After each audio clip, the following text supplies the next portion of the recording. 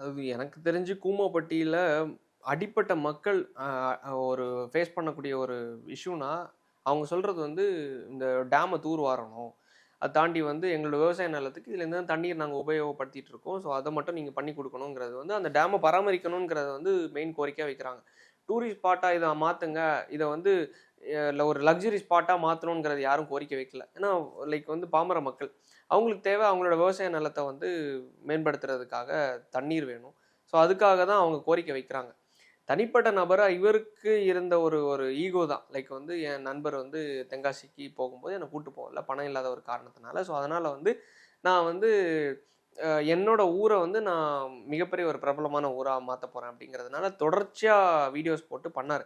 அது வந்து அந்த 10,00,00,000 திமுக அரசாங்கம் அத ஊழல் பண்ணிட்டாங்களா? இல்ல ஒதுக்கலையா? ஒதுக்குனாங்களா? இல்ல வந்து இதுக்காக தான் பண்ணாங்களாங்கிறது தனிப்பட்ட நபர் அவரோட நோக்கம். அது நம்மளுக்கு தெரியாது.